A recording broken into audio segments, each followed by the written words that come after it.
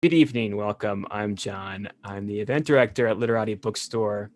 We're so pleased to welcome Bruce Levine in support of his biography, Thaddeus Stevens, and in conversation with James Tobin this evening. First, a quick overview of webinars. If you're just joining us, the chat is closed, but you might want to keep that chat window open as I will be dropping links to purchase Thaddeus Stevens from Literati there in the chat. And if you're watching us later on YouTube, there's always links to purchase the book right below me in the description. If you're watching live, of course, you can use the Q&A feature of the webinar that's on your toolbar to submit a question for Bruce at any time, and I will read a selection of those questions at the conclusion of the conversation. And as a reminder, you can shop for more books at Literati Bookstore.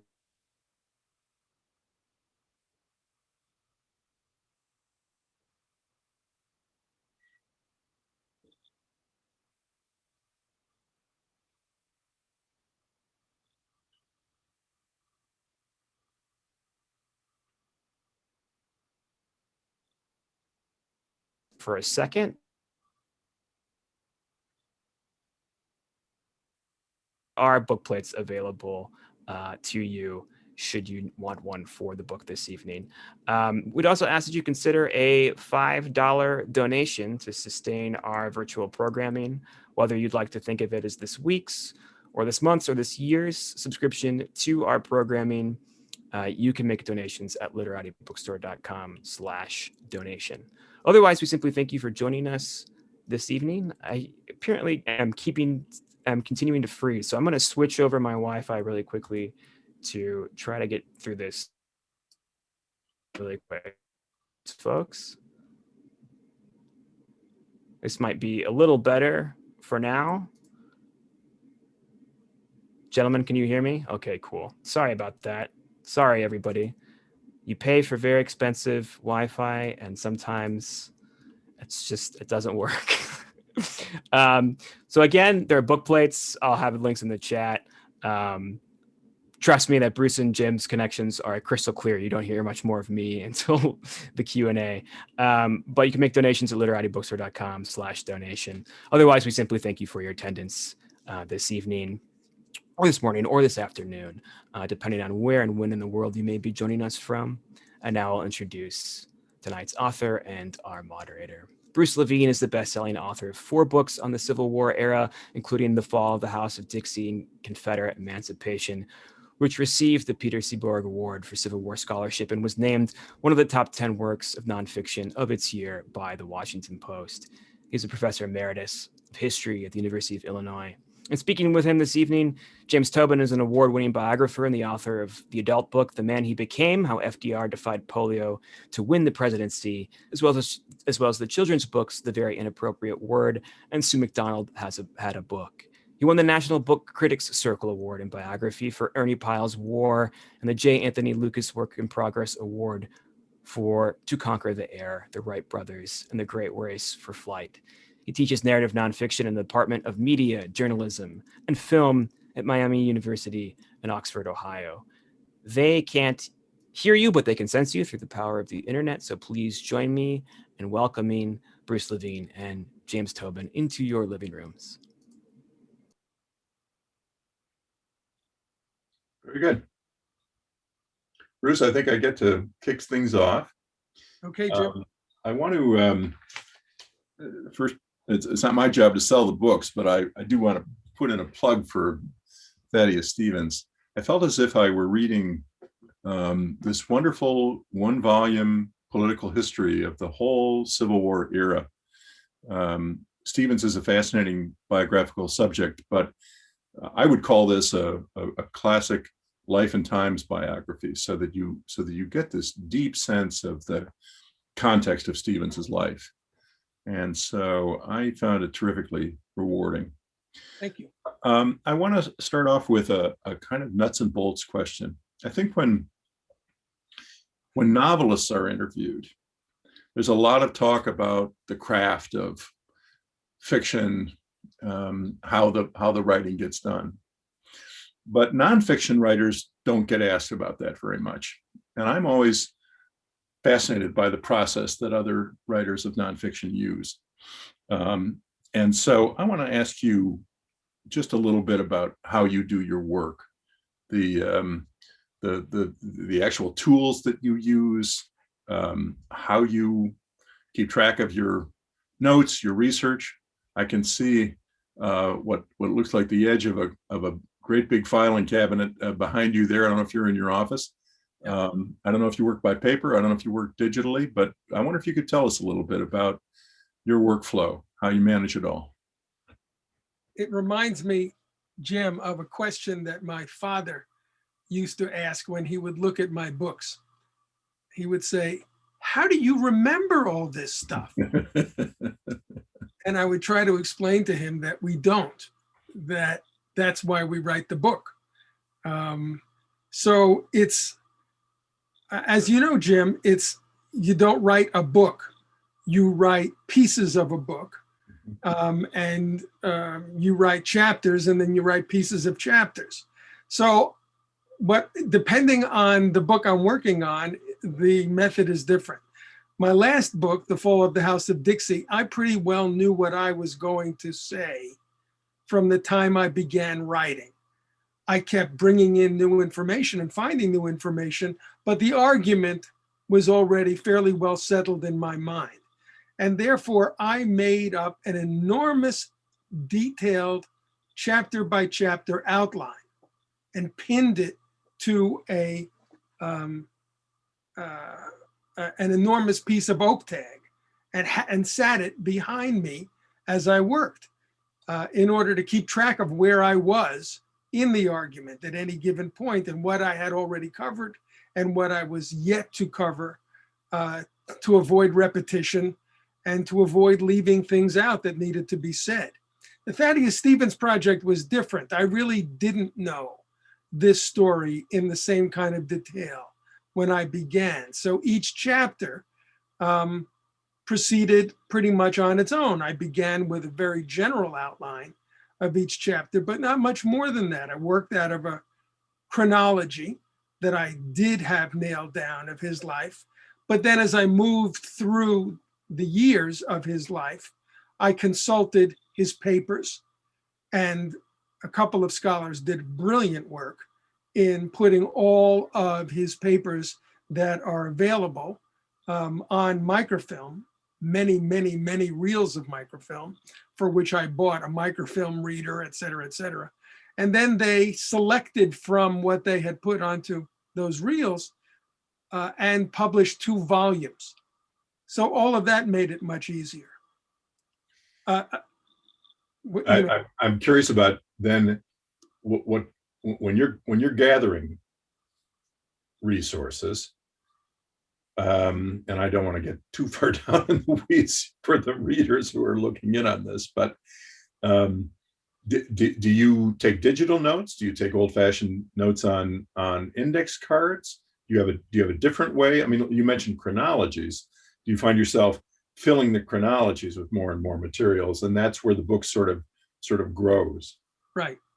I work both by hand and on the computer. Mm-hmm. Sometimes it just comes to me better if I just sit down and write it out longhand. But the older and older I get, the more comfortable I am doing it at the keyboard. Mm-hmm. I purchase an enormous number of the books I use, and so that I can highlight it, and therefore I just pull them off the shelves whenever I can. And on the other hand, as I'm sure you also know, a huge number of invaluable works have now been digitalized and are available online. And I made great use of that, not least of all the Congressional Record, in those days known as the Congressional Globe. It's maddening to work with it. It's maddening to work with it because it's not the easiest to use, but it's a heck of a lot better than having to run to the library every time you need to check a source or find out what was said on a given day. You mentioned the argument of sort of the argument structure of Fall of the House of Dixie. Would I be right to guess that maybe that book grew out of a course in which you developed that argument? Well, I've been teaching the subject of the Civil War and Reconstruction since the mid-1980s. And I did teach at each of the universities where I taught semester-long courses on the Civil War and then on Reconstruction. And once upon a time, a separate semester or trimester long course on the origins of the Civil War. So that certainly did provide me with a great deal of the thinking and the detail that would wind up in the book. I must say I've always had the instinct to write outlines for the books, but find myself departing from the outline practically as soon as I would get into any given chapter. Do you do that? Well, the more I learned, for example, in working in this book, the more I had to modify the outline. But I'm somebody who doesn't like working without a net, and my outline is my net. Yeah. And so when I changed my mind about what I wanted to write, I changed the outline. And when I learned that my assumptions about what Stevens was learning or doing or thinking at a given moment turned out to be wrong, the first thing I did was change the outline. And then the outline tells me more or less what to say.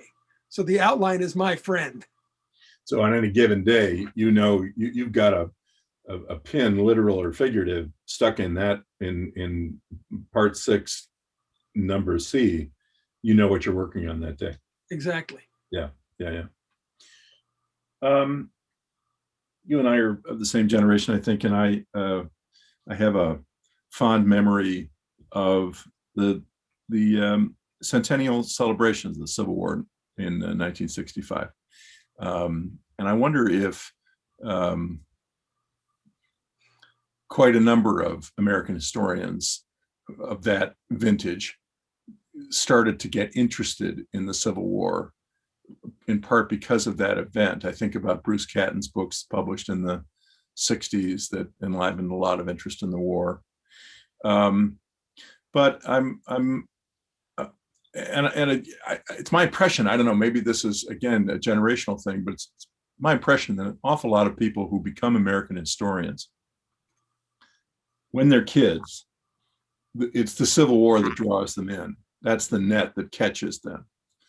But then, of course, most move on to other eras. They start to take more history courses, and they find themselves studying other parts of American history. So I wonder how that went for you. How Civil War and Reconstruction became your focus for your career. Well, it wasn't originally my focus. When I began graduate school, I was a labor historian. I was working under the supervision of one of the great labor historians of that era, Herbert Gutman. Oh, sure. At the University of Rochester. And I sort of got into the Civil War sideways because I found myself working on a subject about immigrant workers in the era of the Civil War. And the more I had to study the context, the greater the magnetism that it exercised over me. And I felt myself literally being pulled into that subject because it's so powerful and it's so dramatic. And the roots of my attraction to that subject, however, go back to the days when I was an undergraduate at the University of Michigan, when I took a course in what was called Black history. Yeah. From a then professor, Bill Toll. And he assigned the book Black Reconstruction in America by W.E.B. Du Bois, one of the great works of American history. And I was mesmerized by this. And that's also when I discovered Thaddeus Stevens. So my previous connection with the Civil War was not strong. I got into it through the story of the end of slavery and the struggle against racial discrimination. Yeah, and so it's not obviously not the military side of the Civil War that drew you in, as it is for many kids who begin to read about it.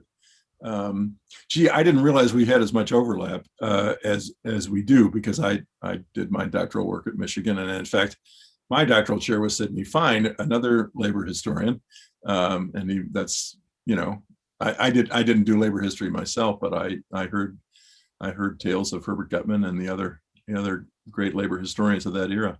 Well, Sidney Fine told me about Herbert Gutman. He was the chair of the department in those days, and I had taken his course on 20th century America, and I had read his book, Sit Down. Yeah. Sit Down, about the Flint sit-down strike of 37. Right. And so I walked into his office one day and said, look, I want to be a labor historian. Where do I go? Great. That's great. I wonder if you were the student in that era. I remember one time he told me when he was chair, you know, he was dealing with radical students of the late 60s, right? Because he was chair in 69, 70, I think. I hope this is familiar to some of our listeners who went to Michigan and may have taken Sidney Fine.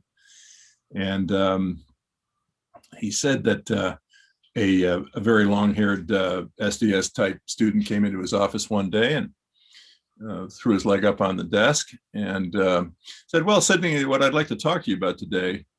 And he says, your students call you Sidney, don't they?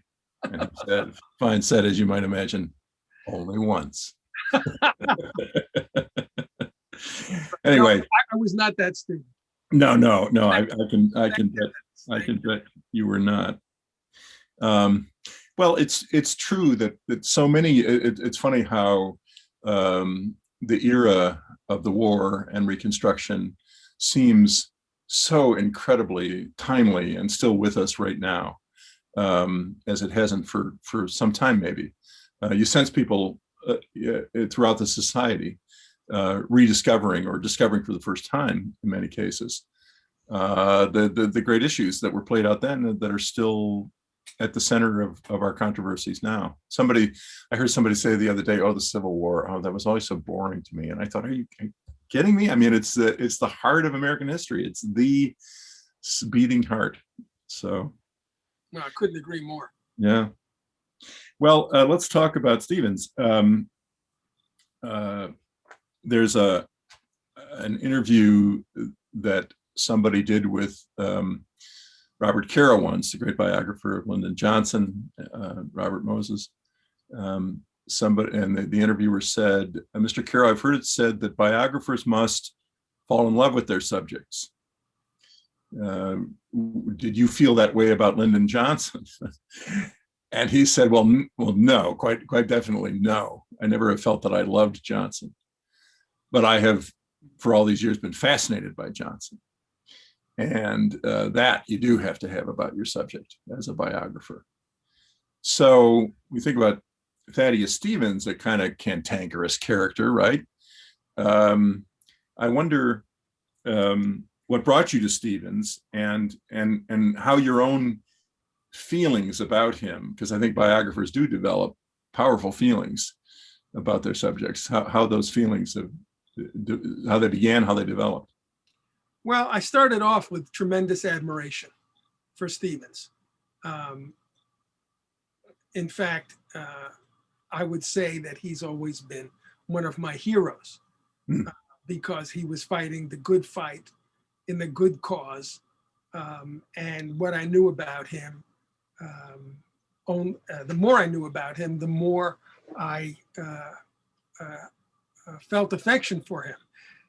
He surprised me, however, when I began to study him more closely. I had originally imagined a rather straight trajectory from his early, more or less radical democratic origins that I describe at some length in the early chapters, and a sort of direct link to the rather radical role he played in the era of the Civil War and Reconstruction. So when I discovered that, on the contrary, at a certain stage in his life, he was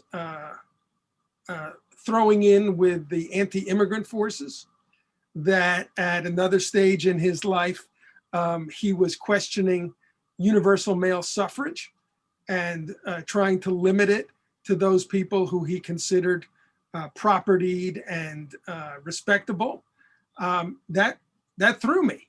Mhm. And I had to make room in my own understanding of him for what that signified, and then try to trace the degree to which those inclinations remained with him. So I would say that my admiration cooled a bit and gave me a little bit, or forced me to be a little bit more objective about him and see him much more as the historically specific person that he was. How did you come to Stevens as a subject? Obviously, you taught him, but it's a big decision to commit yourself to a book. Could you talk about that? I had done a lot of work on the Confederacy.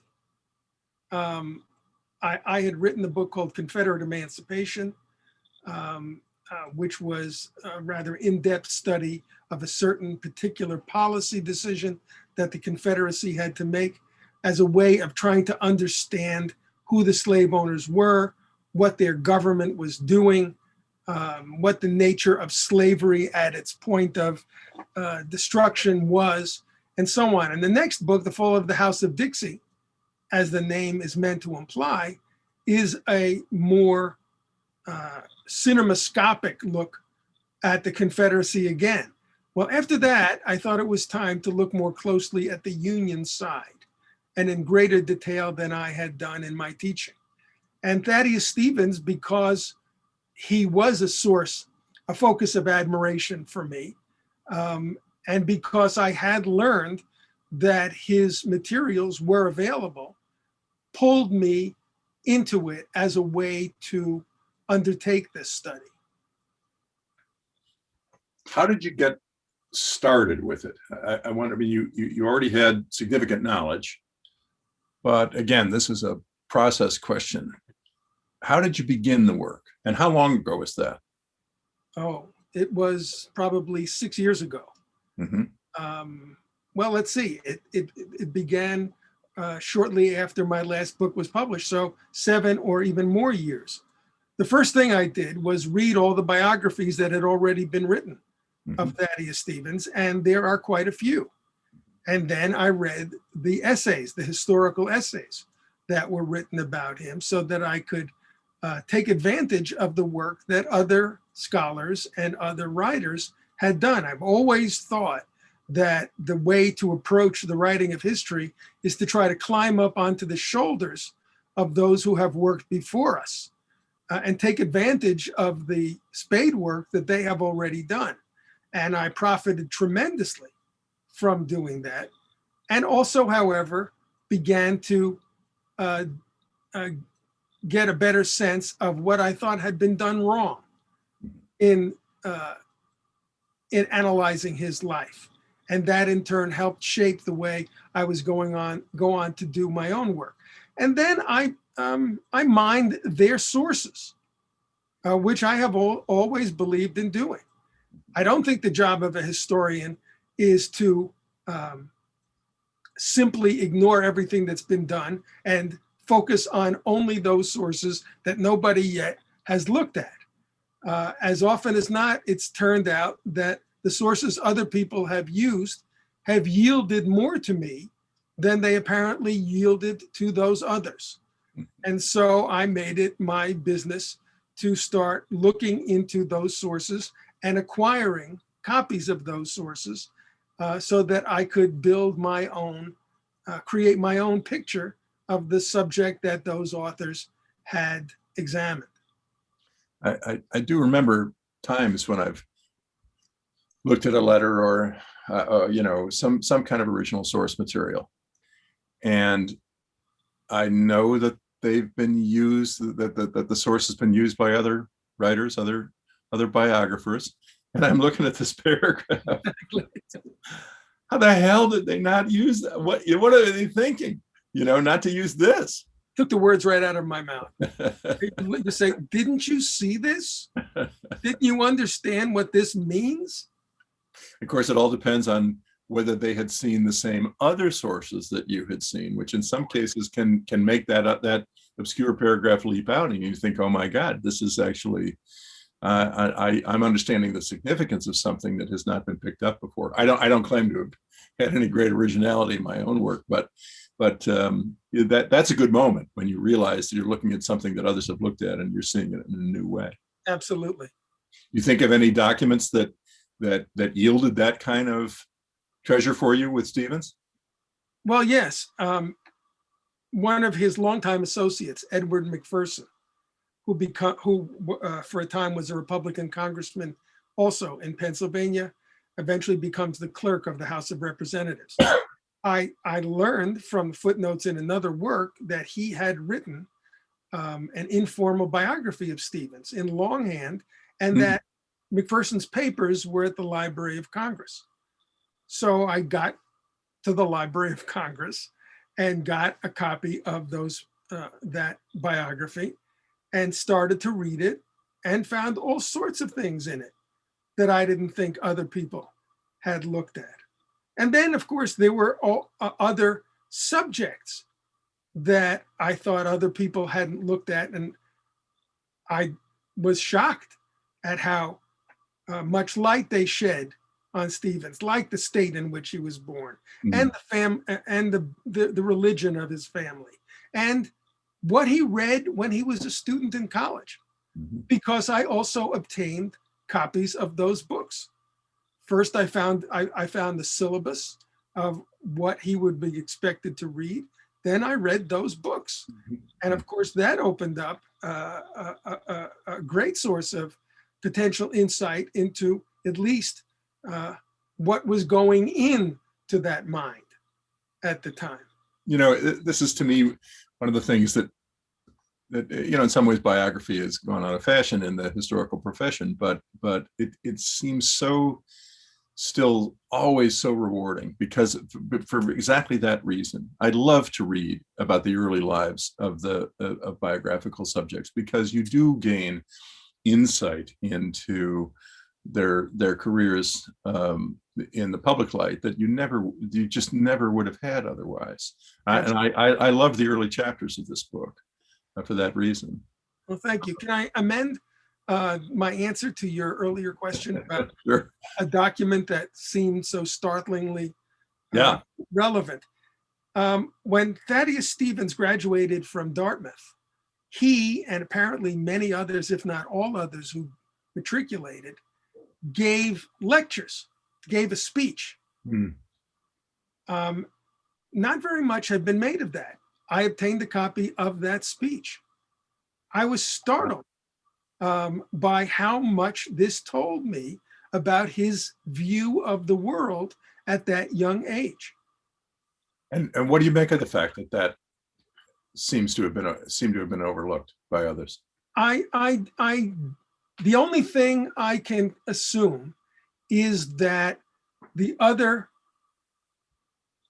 scholars were not as interested in his formative years in general as I was. And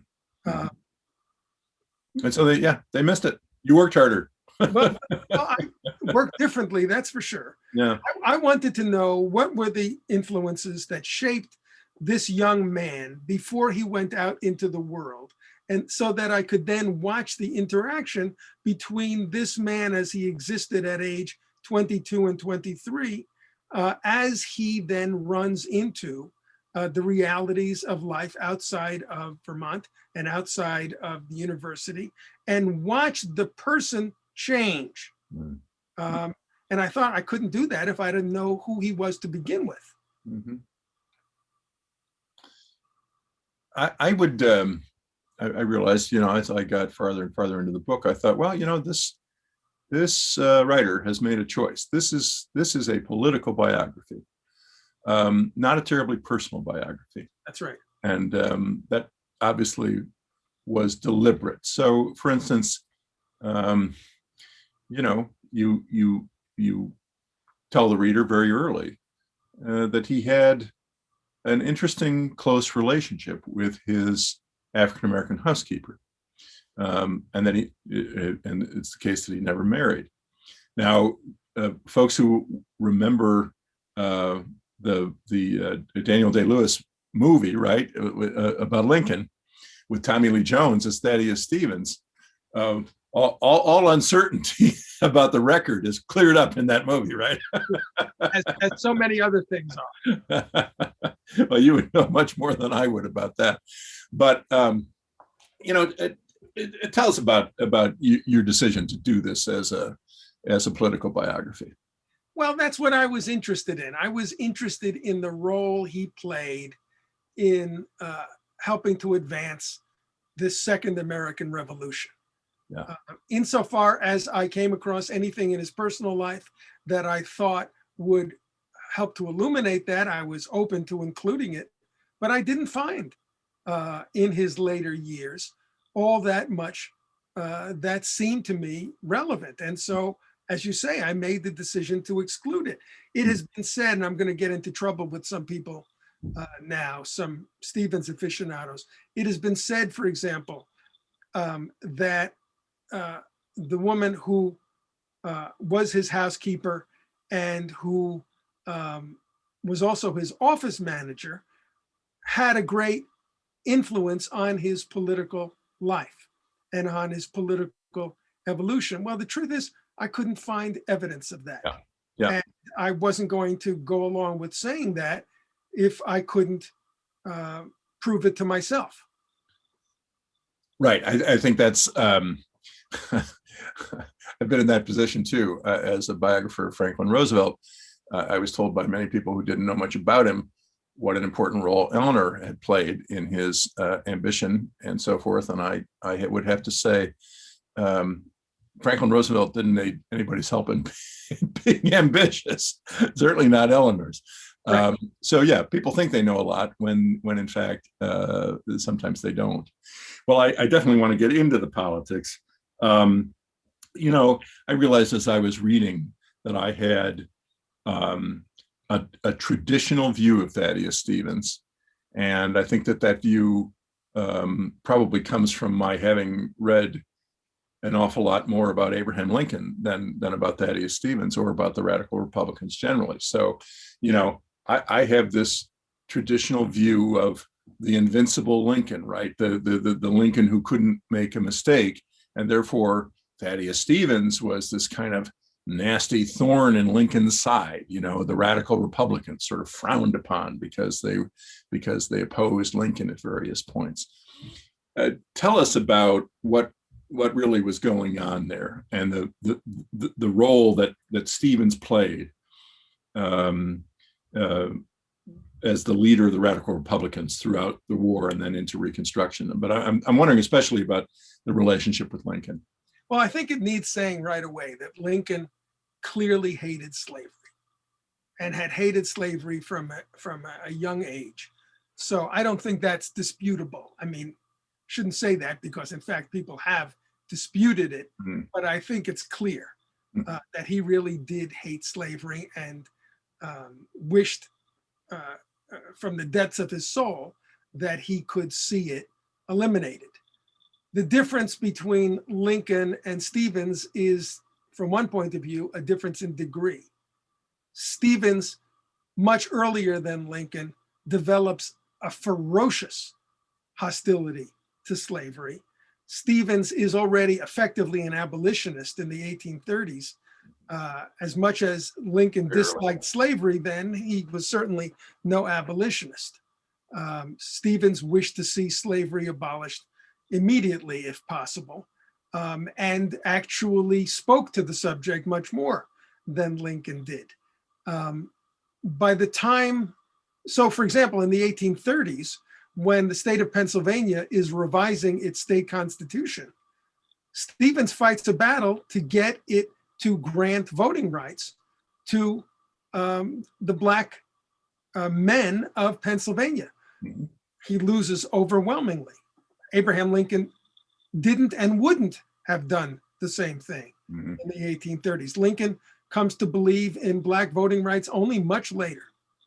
Well, when the war begins, Lincoln is, of course, the successful candidate of the Republican Party, and their approach is this: the federal government has no right to touch slavery within the states.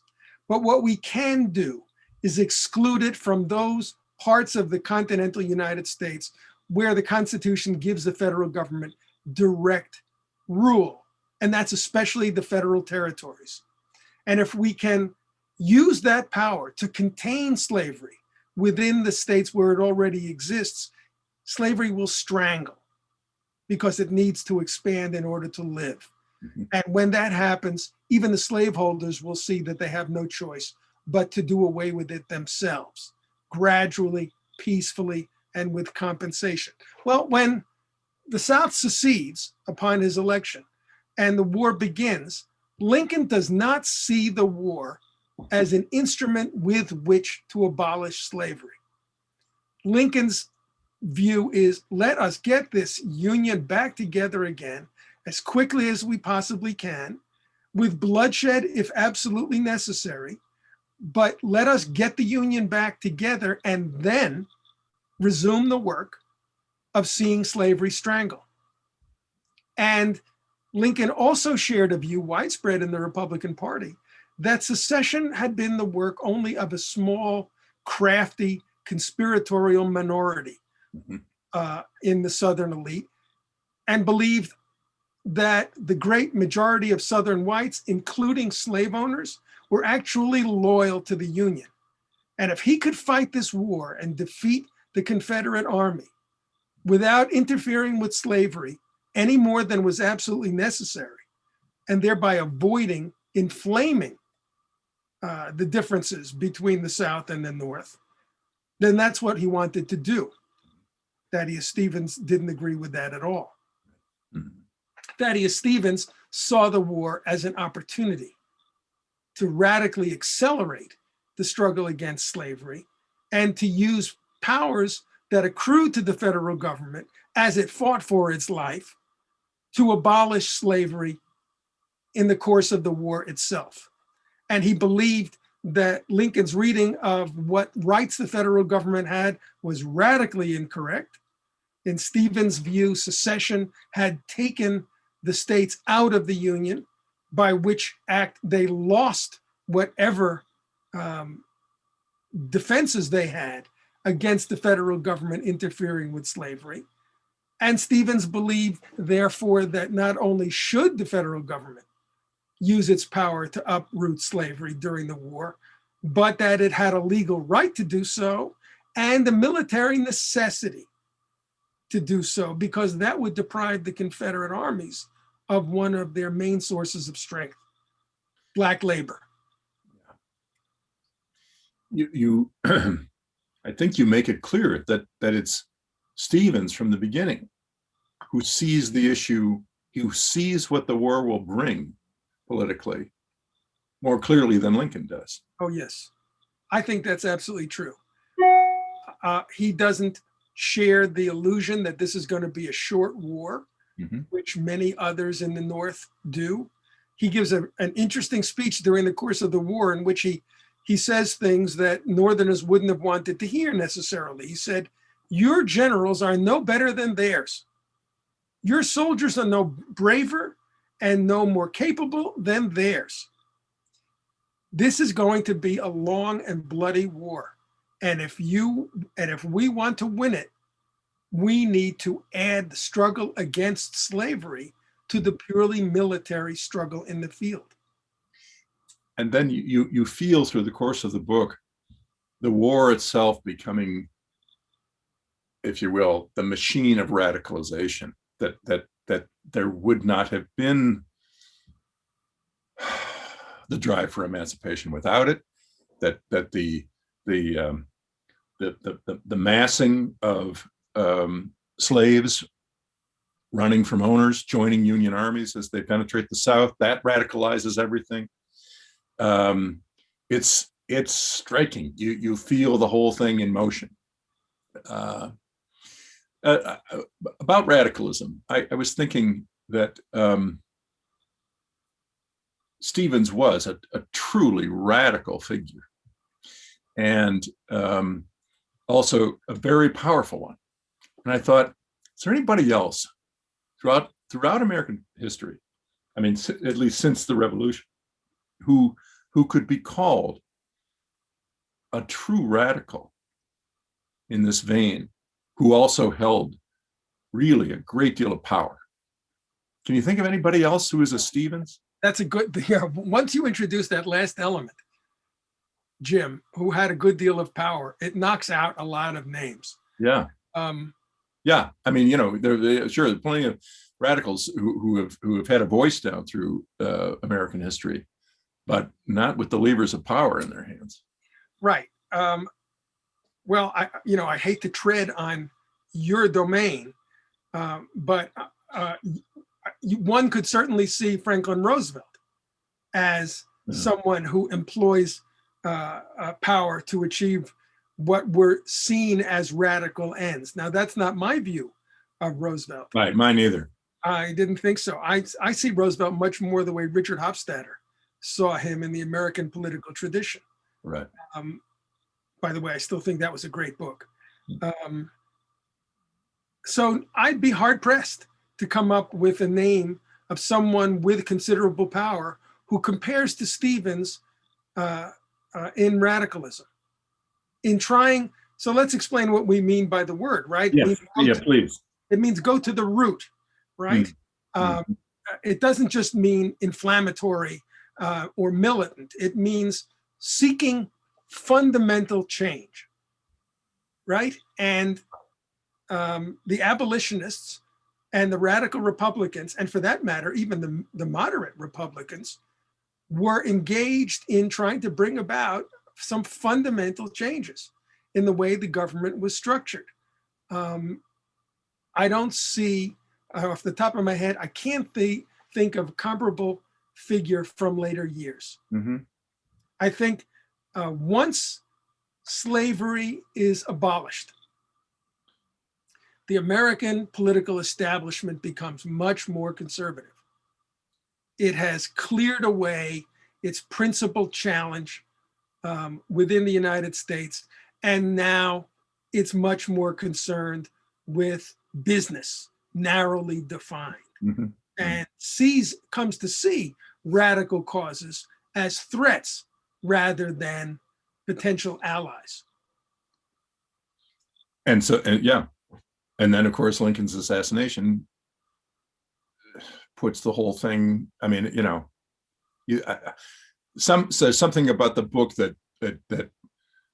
that brought home again the tragedy of the failure of Reconstruction to me. It's unfinished, the unfinished revolution. Well, right, as Eric Foner's subtitle. Yeah. Yes, indeed. That is the great tragedy, that Second American Revolution was turned back. Mm-hmm. It wasn't overturned because slavery was not reinstituted. Right. That, doing away with slavery was a tremendous accomplishment, and it was never undone. But almost everything else was. Right. Right. John, should we defer to you here? Yeah, I think we've got a number of questions, and I want to make sure we get to as many of them as possible. Right. Although I don't want to interrupt your conversation, but if it's all right with both of you, and I'm sure you can both jump in on some of these questions. But the first I'll ask comes from a viewer who writes, would you say a little bit about the difference you think it made that Thaddeus Stevens died when he did, and how that affects how we remember him? That's a tricky question. It's comparable to the question of what if Lincoln had lived longer? If Thaddeus Stevens had lived longer, he might have been able to put a spine into the Republican Party for a few years longer. But I don't think he's also got to remember, he's well along by 1868. He's 76 years old. So there wasn't going to be, now I'm 72, so I know whereof I speak. There wasn't going to be a whole lot of steam left in him 10 years later. Apologies to anyone else who's 86 years old and is still going great guns. But the larger point I want to make here is that I don't think any individual, Stevens, Lincoln, anybody else, could have prevented the overturn of Reconstruction, because the odds were simply too great against the forces seeking to create an interracial democracy.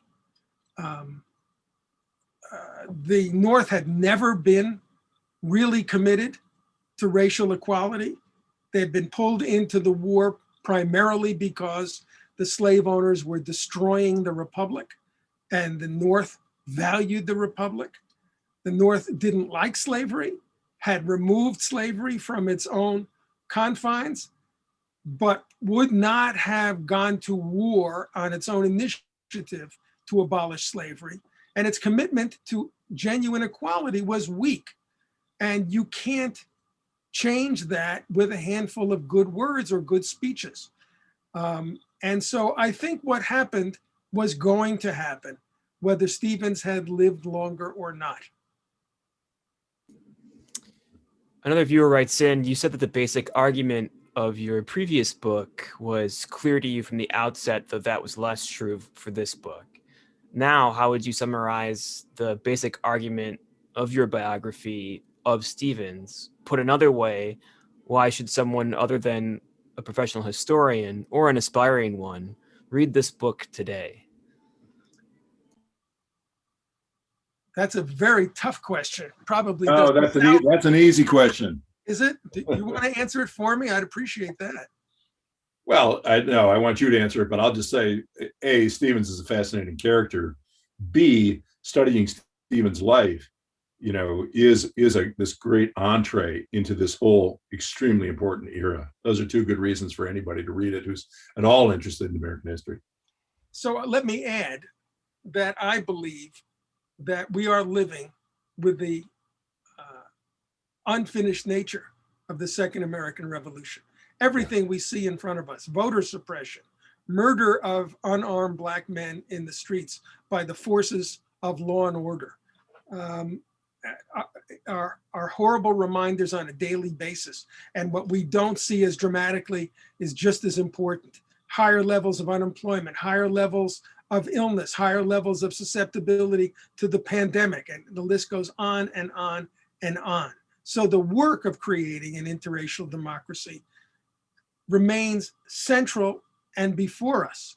And I hope that studying someone who committed himself to that struggle and accomplished a great deal would not only inspire a reader to climb into that work today, but also give a certain degree of confidence that with determination and strength, great things can still be done and must be done. Yeah, that's the best answer. Thank you. A viewer writes, do you find major differences between your approach and that of previous biographers? Well, yes. Let's see, how shall I put this? One biographer from the middle of the 20th century basically says Thaddeus Stevens is really committed to capitalism, not to equality. And I believe this writer is writing under the influence of the so-called populist school, which once upon a time, 1930s and 40s in particular, was very influential in the United States. And could not see how someone in the middle of the 19th century could be both ardently pro-capitalist and ardently egalitarian. I think that was a fundamental mistake, to counterpose support for the free labor economy on the one hand, and on the other hand, belief in equality misses what capitalism in its early stages looked like to people around it. It's not the same institution we're living with today. And it was, at that stage, a carrier of liberal and democratic ideas. And so I try to make that clear in the chapters in the book, that his hostility to slavery and his support for capitalist industrial development was, in that time and place, simply two facets of the same outlook. Another historian had called him a 19th century egalitarian. I think that was too vague, because it didn't specify what kind of equality he had in mind. There were all sorts of people who you could call a 19th century egalitarian who didn't have the same set of views that he did. Yet another historian who did a much more psychological approach to Stevens valued the work that he did on behalf of African Americans, but also saw him as a bit of a fanatic who was driven more by his own psychological problems than by his worldview. And I disagree with that as well. I think this was a man propelled forward by very powerful ideals. Paul writes, Grant was Secretary of War in Johnson's cabinet in the middle of the fight over that office and considered a shoo-in for the presidency if he wanted it. So what did Stevens think of Grant, if you know? And if you know, what did Grant think of Stevens? Well, Grant evolves. Grant starts off being appointed Secretary of War at a point when Andrew Johnson thinks that Grant is more dependable than Stanton, the man whom Grant removes from that office. And Grant probably looked that way. But in fairly short order, Grant comes to realize that the work that Johnson is engaged in, which is to say to limit the freedoms of African Americans as much as possible, and to permit the white South and the white Southern leadership to do pretty much what it wanted to the African Americans, was simply unacceptable to Grant. So, for example, Grant, who initially supports the demobilization of the huge Union Army, changes his mind and comes to see that the thinning of the ranks of the army is going to remove protections from African Americans. Grant, in general, becomes more committed to suppressing white supremacist terrorism in the South. Now, I don't know exactly what Stevens thought of Grant. One of the problems that a historian of Stevens has, like a historian of Lincoln, is that there's no diary. These men did not keep chronicles of their inner lives. And to make matters worse, Thaddeus Stevens' correspondence is virtually illegible. His handwriting was just horrible. And his correspondents more than once said to him, "How do you expect me to figure out what you're saying to me in these letters?"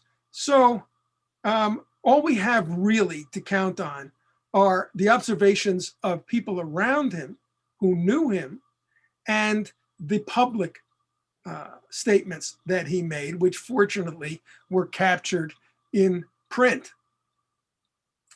And he says, when Grant is nominated for the presidency in 1868, that all will be well, that Grant is a good man, Grant stands for the right things, and Grant will be a great president. Whether that's what Stevens believed in his heart of hearts, I don't know. I think we've got time for maybe one more question. And I'm sorry to those of you who wrote in. Thank you all for your questions, but I think we just have time for one more here as we're at the top of the hour. Marty writes, one of the disappointments of Spielberg's Lincoln film is the very few snapshots of the Black slaves and free people in the whole struggle, something better described in Glory and Free State of Jones. How much was Stevens affected by the popular uprising like Clemenceau and the Beards called, quote, the Second American Revolution? Very much, very much. Like Frederick Douglass, Thaddeus Stevens is constantly pointing to what the slaves themselves and the emancipated African Americans are doing as an example for what policies the Union should adopt. And while the Union adopts many of those, for example, emancipation most obviously, but also bringing African-American men into the Army. African-American men had been clamoring to be allowed into the lily white Union armies from the outset, as you may imagine, of the Civil War. Stevens insists on bringing them in, and he's not alone in doing so, but he is also in that respect taking his cue from what the Black population is doing. There's, however, a point at which Stevens takes a cue from the African Americans and the rest of his party rejects it. And that's the fact that during the war and after the war, the slaves and the former slaves want the slave owners' land and believe they have a right to that land, believe that the great plantations should be divided up and given as small farms to those whose labor had made those farms profitable, and as often as not, whose labor had provided the money that made it possible to purchase those plantations in the first place. Stevens fights to try to embody that demand in law, and the rest of his party rejects that idea in no uncertain terms. They were prepared to do away with slavery, which they considered illegitimate to begin with, but they were not prepared to expropriate people of private property in land for which they retained as much respect as they ever had. I think that's where we'll have to end. James Tobin, Bruce Levine, thank you for such a fascinating conversation and for joining us tonight at Home with Literati, and for putting up with my little internet hiccups there at the outset.